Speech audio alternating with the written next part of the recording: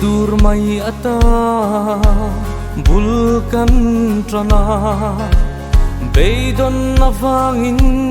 mi tui luang thin ma se hei le chen min han shuai tak mai hi lalpa rin tlak le bel tlak I lo ni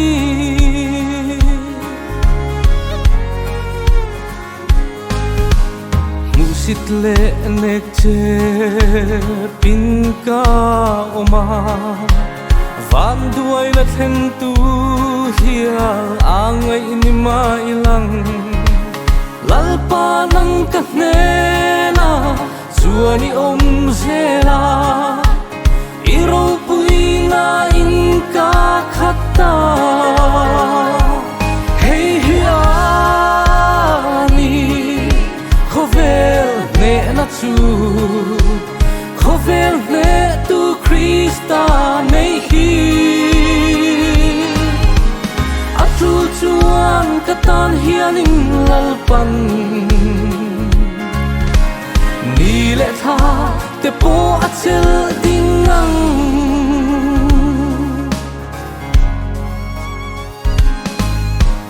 na thei lo taksa lâu nay lăng har sat she na te tok lâu ni lăng lalpa pangai na hi ka mu fia ngai lo achiang zual thin tuar na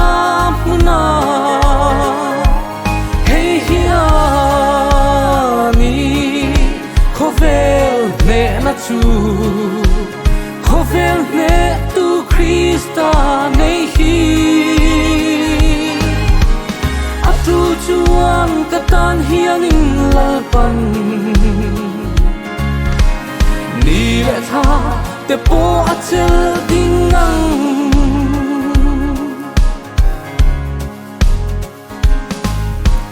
mal som na vang chau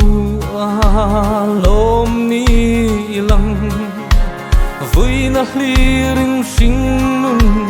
kap mangral nge yang ma se ka tharau chuan lalpa huta lalpa chuan ka lo mani hey hia ni khovel ne na chu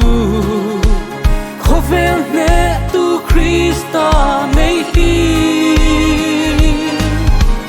atu chuan katan hianin lalpan ni le tha te po achel dingang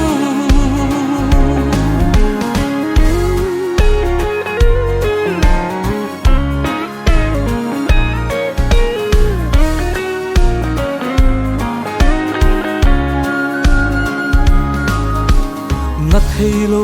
taksa lâu nay lăng har sat she na te tok lâu ni lăng lalpa pangai na hi ka mu fia ngai lo achiang zual thin tuar na muna hey hia ni khovel ne na chu khovel ne tu Krista nei hi atu chuan katan hianin lalpan ni le tha te po achel dingang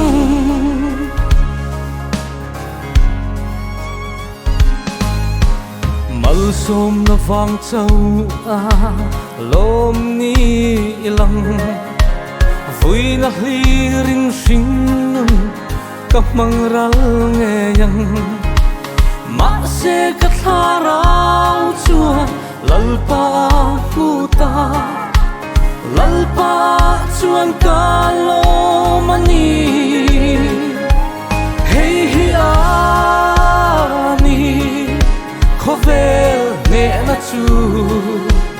khovel ne tu Krista nei hi